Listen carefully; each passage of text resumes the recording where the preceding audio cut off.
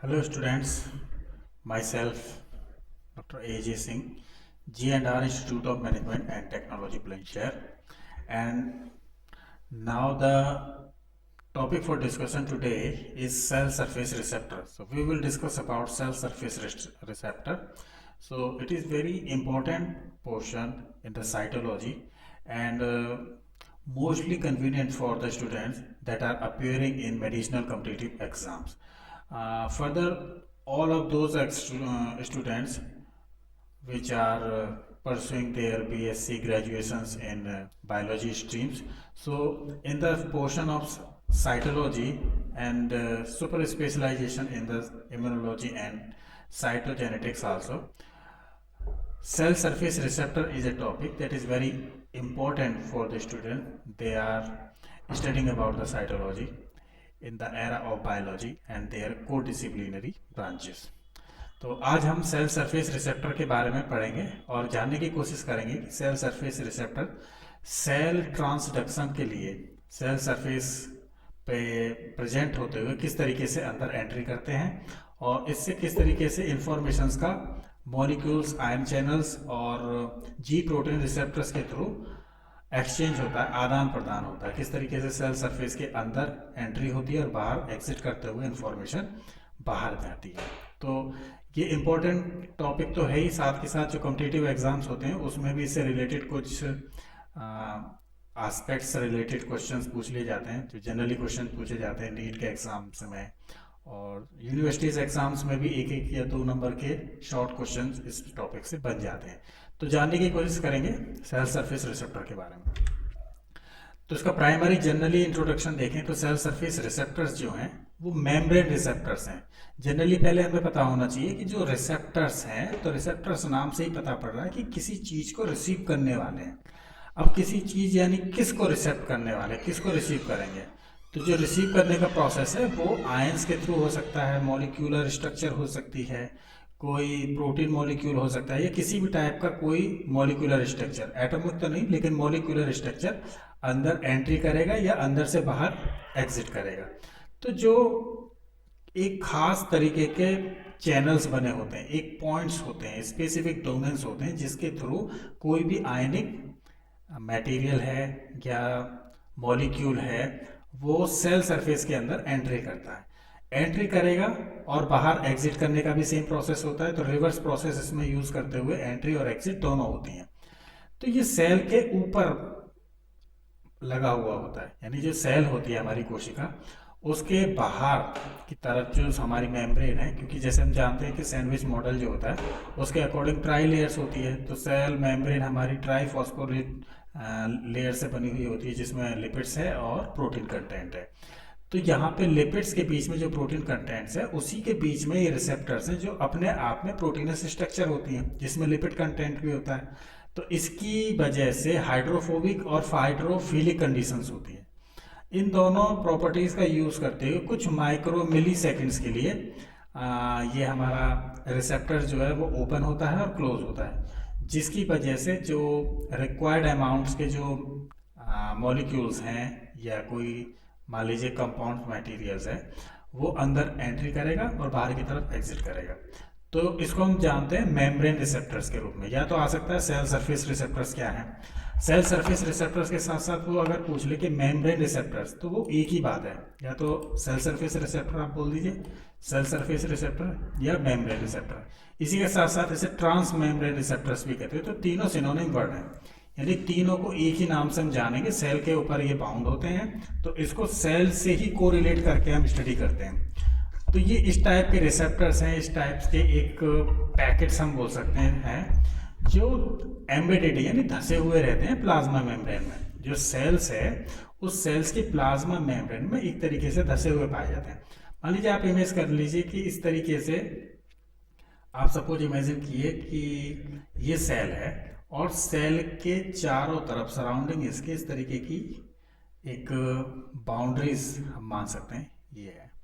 तो इसमें जो ये प्लाज्मा मेम्ब्रेन है जिसकी वजह से आउटर लेयर बनी हुई है, इस आउटर लेयर के इस तरीके से धसे हुए पाए जाएंगे। बीच बीच में स्पेसिफिक डोमेन्स में ये रिसेप्टर्स हमारे एम्बेडेड रहते हैं, धसे हुए पाए जाते हैं एक तरीके से गड़े हुए पाए जाते हैं, कह सकते हैं। तो इनको हम बोलेंगे रिसेप्टर्स, ये रिसेप्टर्स हैं। अब इस रिसेप्टर्स को जब फाइनली एनलार्ज करके देखेंगे तो उसकी स्ट्रक्चर आपको प्रोटीनस और लिपिड्स कंटेंट्स के साथ दिखाई देगी।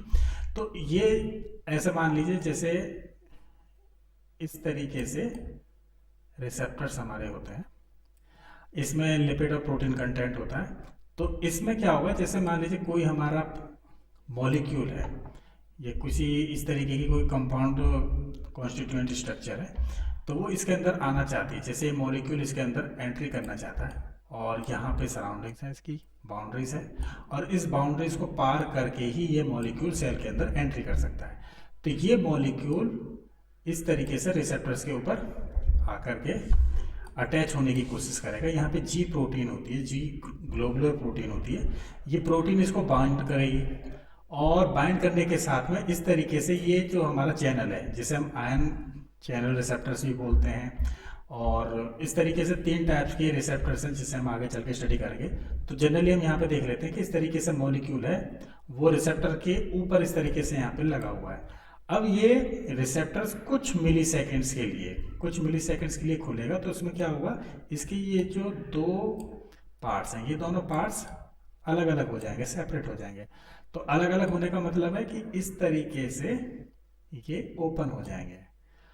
अब जब ये ओपन हो जाएगी तो बीच में जो ये फनल जैसी स्ट्रक्चर बन गई, यानी कि ये जो बीच में अब खाली स्पेस हो गया, इस खाली स्पेस में ये वाला मॉलिक्यूल हमारा अंदर एंट्री कर जाएगा और एंट्री करते हुए सीधा सेल मेम्ब्रेन को पार करते हुए सेल के अंदर एंट्री कर जाएगा।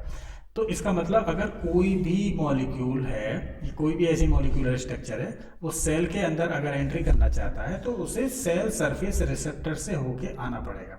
तो सेल सरफेस रिसेप्टर का इंपॉर्टेंस इसलिए भी ज़्यादा है कि जितना भी ट्रांसडक्शन होना है, जितना भी एक्सचेंज होना है, चाहे वो आयनिक एक्सचेंज है, मॉलिक्यूलर एक्सचेंज है, किसी भी टाइप्स का हार्मोन्स हो सकता है, प्रोटीन हो सकता है, ये कोई भी रिक्वायर्ड मटेरियल है, अगर वो सेल के अंदर एंट्री करता है या बाहर की तरफ एग्जिट करता है तो उसे कहीं ना कहीं सेल सरफेस रिसेप्टर से ही अंदर या बाहर होकर के जाना पड़ेगा। तो ये इसका एक जनरल प्रोसेस है, इसे आगे चल के हम पढ़ेंगे इमेजिन करके। तो ये इस टाइप्स के रिसेप्टर्स हैं जो प्लाज्मा मेम्ब्रेन में सेल के अंदर धसे हुए पाए जाते हैं। तो ये सेल्स, इन्हें बोलते हैं सेल सरफेस रिसेप्टर या मेम्ब्रेन रिसेप्टर, क्योंकि मेम्ब्रेन से अटैच्ड है, मेम्ब्रेन के अंदर काम करते हैं, तो मेम्ब्रेन रिसेप्टर्स। ट्रांस मेम्ब्रेन, क्योंकि मेम्ब्रेन है और उसमें ट्रांसपोर्टेशन का काम होता है, तो इसलिए मेम्ब्रेन रिसेप्टर्स भी इनको बोल देते हैं। अब ये जो सिग्नलिंग का काम करते हैं, रिसीविंग करने का, यानी कि बाइंडिंग टू। अब रिसीविंग करने का काम ऐसे हो गया, जैसे मान लीजिए कि आपने कोई चीज़ किसी घर के अंदर पहुंचानी, सपोज करिए कोई मेल है, कोई डाक आई है। अब वो मेल जब आएगी तो आपके घर पे जब पहुंचेगी तो आपको सबसे पहले गेट खोलना पड़ेगा, अपने घर का मेन गेट जो डोर है वो खोलना पड़ेगा। उससे भी पहले आपको पहले जो डोर बेल होती है, डोर बेल बजानी पड़ेगी, घंटी। उसका मतलब है कि एक सिग्नल गया। अब अंदर जो घर के अंदर रहा होगा वो बाहर आएगा, बाहर आने के लिए वो पहले मेन गेट खोलेगा, डोर खोलेगा, और फाइनली जो भी कोई भी आर्टिकल या भी कोई भी मेल है उसको रिसीव करेगा और अंदर चला जाएगा। तो सेम वही सिस्टम है। जैसे कोई मॉलिक्यूल है, ये हम मान सकते हैं कि कोई हमारा होम है और उस होम के बाहर की तरफ इस तरीके से ये गेट लगा हुआ है।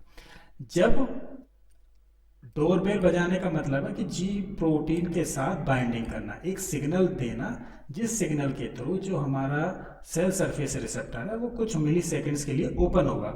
जब ये ओपन होगा तो दोनों पार्ट्स अलग अलग सेपरेट हो जाएंगे और आयनिक प्रोसेस के थ्रू, केमिकल सिंथेसिस के थ्रू ये स्पेस एक फनल बना लेगी। तो स्पेस होने के साथ साथ क्या होगा कि जो मॉलिक्यूल है इसके तरफ आयनिक बॉन्ड चार्ज लगेगा, जिससे नेगेटिव और पॉजिटिव दोनों न्यूट्रल होने की कोशिश करेंगे और फाइनली ये वाला जो मॉलिक्यूल है अंदर की तरफ आता चला जाएगा और तब तक आ जाएगा जब तक ये रिसेप्टर क्लोज नहीं हो जाते। तो ये प्रोसेस जब कंप्लीट होगी तो जो अंदर यानी बाहर वाला मटेरियल है वो रिसेप्टर्स के थ्रू अंदर आ जाएगा। सेम ऐसे जैसे घर के बाहर कोई सामान या आर्टिकल है, हमने गेट खोला और गेट खोलने के बाद उस आर्टिकल या सामान को अंदर ले लिया और अपना गेट बंद कर दिया, तो सेम वही चीज़ है। तो यहाँ पे जो हमारा गेट होगा उसको बोलेंगे सेल सरफेस रिसेप्टर। अब ये स्पेशलाइज्ड होते हैं इंटीग्रल मेम्ब्रेन प्रोटीन्स के द्वारा। जो अलाउ करते हैं कम्युनिकेशन को। कम्युनिकेशन से मतलब यही हुआ कि जितना भी आयनिक प्रोसेस होता है, जितना भी मॉलिक्यूलर प्रोसेस होता है, वो सेल के अंदर और सेल के बाहर जो ओपन स्पेस होता है उसके अंदर एंट्री करते हैं। अब उसी के थ्रू इनका जब आना जाना रहता है, यानी कि जो ट्रांसपोर्टेशन करते हैं वो उसी ओपन स्पेस के थ्रू करते हैं, तो इसको हम कम्युनिकेशन बोल रहे हैं। ये एक्स्ट्रा सेलुलर स्पेस हो सकता है, इंट्रा सेलुलर भी हो सकता है। एक्स्ट्रा सेलुलर जो मॉलिक्यूल्स हैं वो हार्मोन्स हो सकते हैं, न्यूरोट्रांसमीटर्स हो सकते हैं, साइटोकाइंस हो सकते हैं, ग्रोथ फैक्टर्स के लिए, सेल एडिशन के लिए, मॉलिक्यूल्स, न्यूट्रिएंट्स, ये सारी चीज़ें होती हैं जिसके लिए हमें एक्स्ट्रा सेलुलर मॉलिक्यूल्स के रूप में सेल सरफेस रिसेप्टर्स की ज़रूरत होती है। अब यहाँ पे ये रिसेप्टर्स हैं जो मेटाबॉलिज्म को भी चेंज करते हैं और जो सेल की एक्टिविटीज़ है उस पर भी असर डालते हैं। अब सिग्नल ट्रांसडक्शन की बात करें तो सिग्नल ट्रांसडक्शन से मतलब है कि जितना भी कीमोसिंथेसिस अंदर हो रहा है, जो केमिकल प्रोसेस हो रही है आयनिक एक्सचेंज के बेस पे, हार्मोन एक्सचेंज के बेस पे, या जितनी भी उसके प्रॉपर्टीज बेस्ड मॉलिक्यूल्स हैं, उससे कहीं ना कहीं चार्ज रिप्लेस होता है। सपोज चार्ज हमारा पॉजिटिव है और एक पोल पर नेगेटिव है, तो पॉजिटिव चार्ज नेगेटिव की तरफ शिफ्ट होगा, नेगेटिव चार्ज पॉजिटिव की तरफ शिफ्ट होगा। इन दोनों चार्जेस के बैलेंस होने की प्रोसेस में ही जो इन्फॉर्मेशन कैरी होती है, इन्फॉर्मेशन का मतलब है कि एक सिग्नल जाता है जिससे कि अगले स्टेप को ही पता होता है कि अब क्या होने वाला है, कि एक स्टेप कंप्लीट हो गया, चार्ज बैलेंस नहीं हुआ, यानी कि कोई ना कोई मॉलिक्यूल अभी किसी के साथ शिफ्टिंग करेगा या पेयरिंग करेगा। ये अपने आप में एक इन्फॉर्मेशन है। यही प्रोसेस कहलाती है सिग्नल ट्रांसडक्शन, यानी कि चार्ज जब तक बैलेंस नहीं हो जाते, न्यूट्रल नहीं हो जाते, तब तक कोई ना कोई मॉलिक्यूल या एटम आपस में शिफ्ट करेंगे, शेयरिंग करेंगे, रिप्लेस करेंगे। यही अपने आप में इंफॉर्मेशन होती है जो सिग्नल ट्रांसडक्शन के थ्रू सेल सरफेस रिसेप्टर्स के द्वारा एक सेल से दूसरे सेल के बीच में लगातार होती रहती है, जिससे कि हमारी बॉडी के अंदर सारी वाइटल एक्टिविटीज चलती रहती हैं। इसमें लाइगेंड बाइंडिंग इफेक्ट्स हो सकते हैं, कैस्केडिंग केमिकल चेंजेस हो सकते हैं जो सेल मेम्ब्रेन के अंदर उसके द्वारा पाई जाती है। इसकी स्ट्रक्चर और मैकेनिज्म समझ लेते हैं। तो सबसे पहले जो मेम्ब्रेन रिसेप्टर्स हैं वो ट्रांस मेम्ब्रेन प्रोटीन के बने होते हैं। ये कई तरीके के हो सकते हैं, जैसे ग्लाइकोप्रोटीन है। अब ग्लाइकोप्रोटीन में यहाँ पे आप देख सकते हो कि जिसे स्मॉल जी प्रोटीन से भी हम रिप्रेजेंट करते हैं कई बार, लिपोप्रोटीन्स हैं, और कई प्रकार के रिसेप्टर्स हैं जो अभी हम पढ़ने जा रहे हैं। उसमें से कुछ स्टडीज हो चुकी हैं, कुछ की अभी स्टडी होनी बाकी है। तो कई टाइप्स के और डिफरेंट उनके मैकेनिज्म होते हैं, तो वो डिपेंड करता है कि उनका प्रोटीन टाइप क्या है, किस टाइप के प्रोटीन्स हैं, उनके लिगेंड्स क्या हैं, किसके साथ अटैच होते हैं, मैकेनिज्म फंक्शन क्या है। तो उस बेस पर कई टाइप्स के रिसेप्टर्स हो सकते हैं। डिपेंड करता है कि सेल किस टाइप की है, प्लांट सेल्स है, एनिमल सेल्स है, और उस सेल्स के अंदर भी फंक्शनल सेल कौन सी है, उसका टाइप और फंक्शन क्या है। तो उसी के आधार पर रिसेप्टर्स की अलग अलग पोजीशन और स्ट्रक्चर होती है। ट्रांस मेम्ब्रेन रिसेप्टर्स हैं वो टिपिकली इस तरीके से क्लासिफाइड करे हुए हैं, वो अपनी टेरिटरी जो टर्शियरी स्ट्रक्चर होती है, 3 डायमेंशनल स्ट्रक्चर। अब 3 डायमेंशनल स्ट्रक्चर मोस्टली हम रामाचंद्रन प्लॉट के थ्रू स्टडी करते हैं। रामाचंद्रन प्लॉट के थ्रू हम ये देखते हैं कि प्रोटीन जो है उसका टाइप क्या है। अब चूंकि सारे के सारे रिसेप्टर्स प्रोटीन्स के बने हुए होते हैं लिपिड कंटेंट के साथ, तो उनकी स्ट्रक्चर को भी हम एनलार्ज करके अगर स्टडी करना चाहते हैं तो मॉलिक्यूलर वेट के अकॉर्डिंग किलो डाल्टन्स में या मॉलिक्यूलर वेट के और दूसरी यूनिट में रामाचंद्रन प्लॉट का यूज़ करते हो हम उसके टाइप्स और फंक्शन चेक करने की कोशिश करते हैं। अब 3 डायमेंशनल स्ट्रक्चर अगर अननोन है तो वो क्लासिफाइड की जा सकती है मेम्ब्रेन टोपोलॉजी में। अब जैसे कि देखने यहाँ पे हम सिंपलेस्ट रिसेप्टर्स की बात करें तो पॉलीपेप्टाइड चेन होती है जो लिपिड्स बाइलेयर्स के द्वारा अटैच्ड होती है, उसको क्रॉस करके जाती है। जबकि दूसरे जो होते हैं जी प्रोटीन वो कपल्ड रिसेप्टर्स होते हैं। जब अभी जो हमने स्ट्रक्चर बनाई थी पहले, तो उसमें हमने ये देखा था कि इस तरीके से ये स्ट्रक्चर दिखाई देती है हमें रिसेप्टर्स की। तो यहाँ पे तो सिंपली हम मान सकते हैं कि जी प्रोटीन से बनी हुई है, ग्लोबुलर प्रोटीन से बनी हुई है, तो इस तरीके की स्ट्रक्चर हमें दिखाई देगी। लेकिन अगर पॉलीपेप्टाइड चेन्स की हैं तो हो सकता है उसमें बीड जैसी स्ट्रक्चर दिखाई दे, इस तरीके से बीड जैसी एक स्ट्रे या आरे हमें दिखाई दे, वो आपस में कनेक्टेड रहते हैं अदर पॉलीपेप्टाइड चेन्स कैरियर के थ्रू।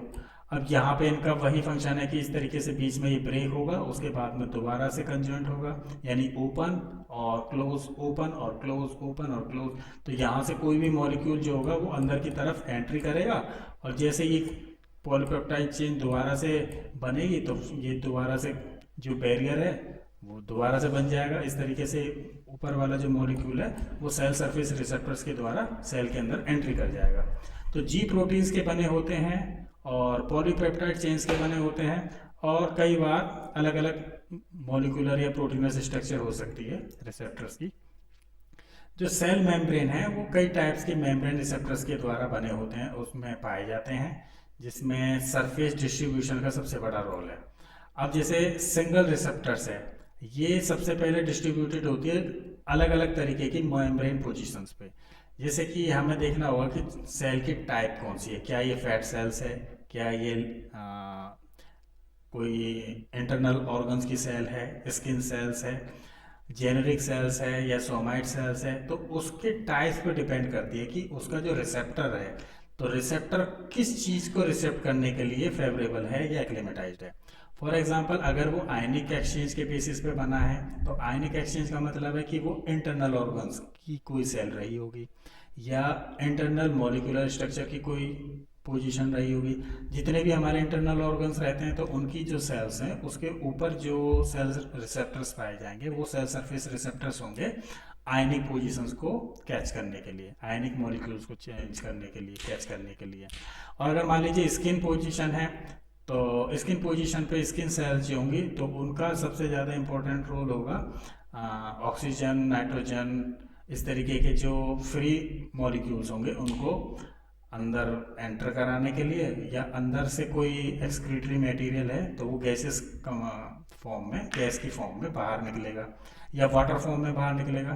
तो ये गैसेस एक्सचेंज यानी गैस एक्सचेंज रिसेप्टर्स भी हो सकते हैं, या आपके फ्री मॉलिक्यूल एक्सचेंज रिसेप्टर्स हो सकते हैं।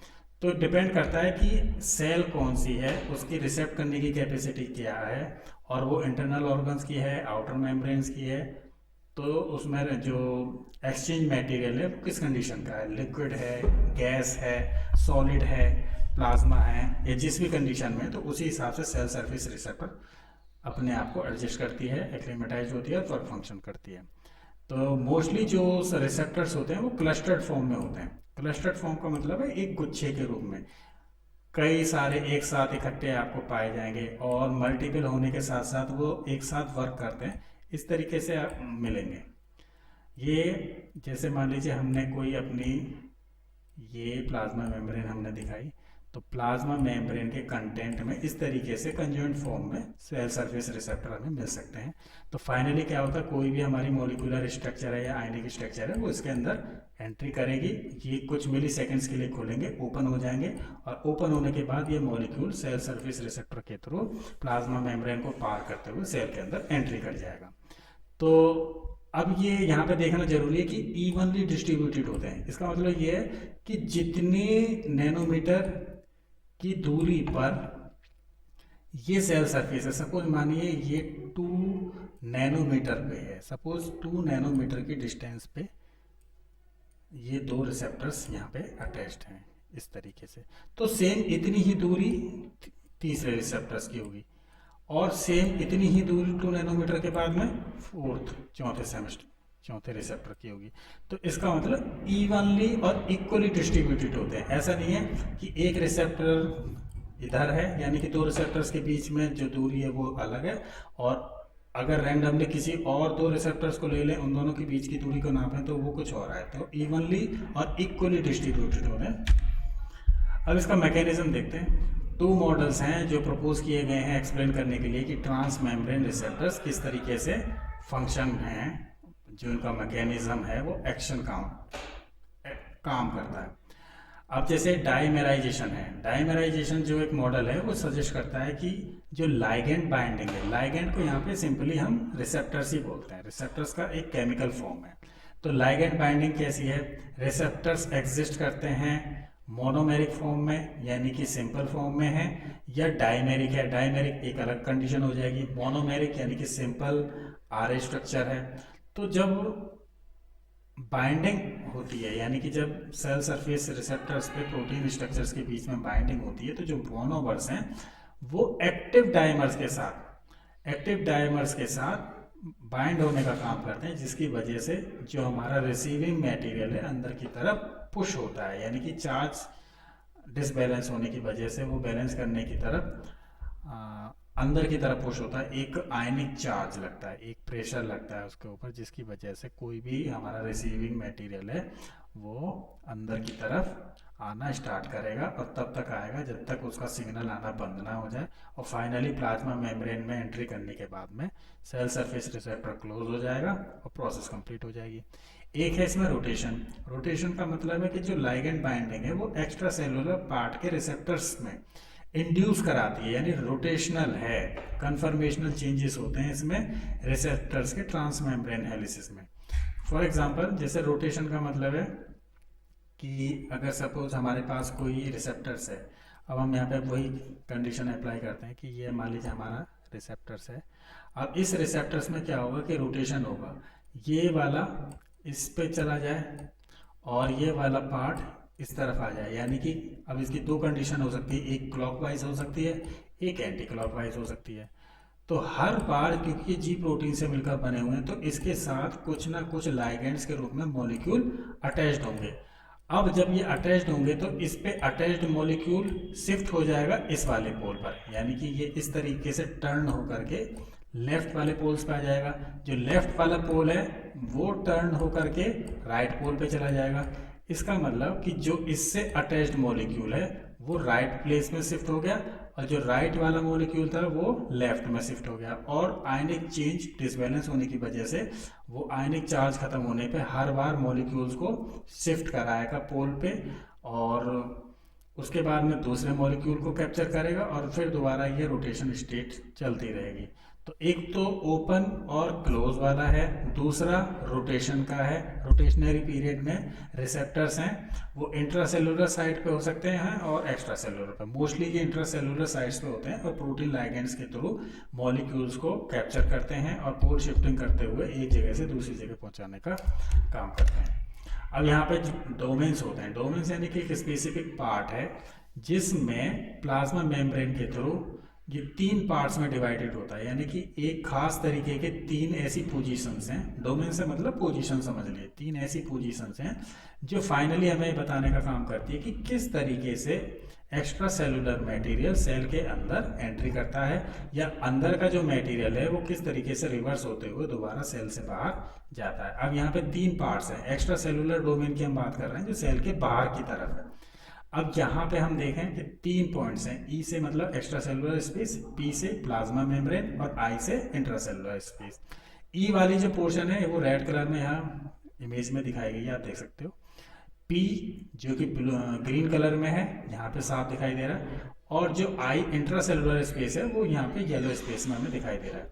तो रेड कलर वाला पार्ट किस तरीके से एंट्री करते हुए पी जोन में पहुंचता है, यानी कि प्लाज्मा मेम्ब्रेन वाले जोन में पहुंच गया, और दोबारा से क्या हुआ, इंट्रासेलुलर स्पेस होने के साथ साथ वो तो रिवर्स करेगा, और रिवर्स करने के बाद दोबारा प्लाज्मा मेम्ब्रेन साइड में जाएगा, फिर दोबारा एक्स्ट्रा सेलुलर स्पेस में जाएगा, और दोबारा से टर्न होते हुए फिर दोबारा प्लाज्मा मेम्ब्रेन में आएगा ग्रीन पोजीशन पे, और फिर दोबारा इंट्रासेलुलर स्पेस में आएगा। इसका मतलब ये मटेरियल कंटिन्यूअस अंदर से बाहर, बाहर से अंदर, यानी कि एंट्री एग्जिट करते हुए अपनी पोजीशन को शिफ्ट करते रहते हैं। पहले ई, फिर पी, फिर आई, फिर ई, फिर पी, फिर आई, यानी कि पहले ई पी आई, फिर दोबारा से रोटेशन करते हुए आई पी ई, फिर ई पी आई, फिर आई पी ई, फिर ई पी आई, फिर आई पी। इस तरीके से ट्रांसडक्शन प्रोसेस चलता रहता है। अब यहाँ पे ट्रांसमेम्ब्रेन डोमेन्स हैं। दो टाइप्स की क्लासेस हैं, जीपीसीआर जो सिंगल पास ट्रांसमेम्ब्रेन प्रोटीन होती हैं, और इंट्रासेलुलर डोमेन्स में जिसे साइटोप्लाज्मिक डोमेन भी बोलते हैं, इंट्रासेलुलर होती है। इसमें सेल ऑर्गेनेल्स रिलेइंग और सिग्नलिंग का काम करते हैं। सिग्नल ट्रांसडक्शन ठीक इसी से जुड़ा हुआ है। सिग्नल ट्रांसडक्शन जो प्रोसेस है उसमें रिसेप्टर्स इन्वॉल्व होते हैं, एक्सटर्नल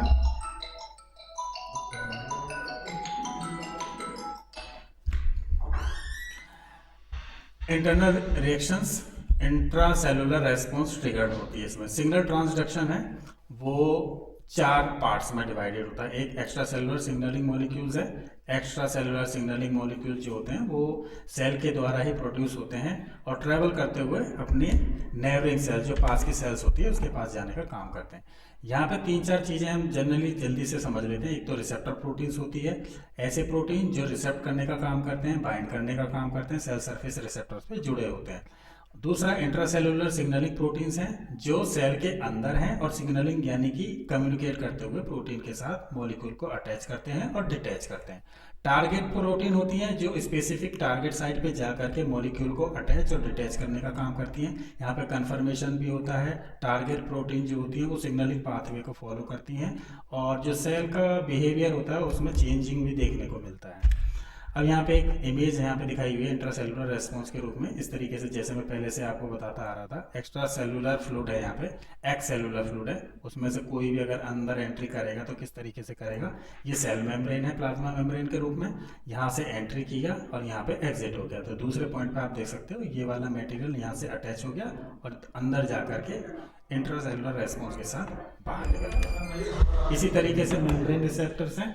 मेम्ब्रेन रिसेप्टर्स को हम यहाँ पे 3 भागों में जनरली समझ सकते हैं। एक आयन चैनल लिंक्ड रिसेप्टर है, एक एंजाइम लिंक्ड रिसेप्टर है और एक जी प्रोटीन कपल्ड रिसेप्टर है। तो यहाँ पे बच्चों ध्यान देना, सबसे इम्पोर्टेंट जो है यहाँ पे जी प्रोटीन कपल्ड रिसेप्टर्स है। ये आपके मेडिसिनल कॉम्पिटिटिव एग्जाम्स में पूछा जाता है और यूनिवर्सिटी एग्जाम्स में भी 1 या 2 नंबर्स में पूछ लिया जाता है। ये GPCR बोलते हैं इसको, जी प्रोटीन कपल्ड रिसेप्टर्स है। तो जी प्रोटीन मेडिएट्स रिसेप्टर्स हैं जो इंट्रासेलुलर सिग्नलिंग पाथवे में काम आते हैं। तो जनरली आप इस स्लाइड्स में पढ़ के कुछ नोट्स भी बना सकते हैं और इसको पढ़ सकते हैं। इंपॉर्टेंट क्वेश्चन है, पूछे जाते हैं। अगली वीडियो में हम तीनों को डिटेल में पढ़ने की कोशिश करेंगे और समझेंगे कि किस तरीके से ये लिंक्ड रिसेप्टर्स एक्सप्लेन करते हुए किस तरीके से मटेरियल्स को इनसाइड एंट्री कराते हैं और बाहर एग्जिट कराते हैं। Thank you.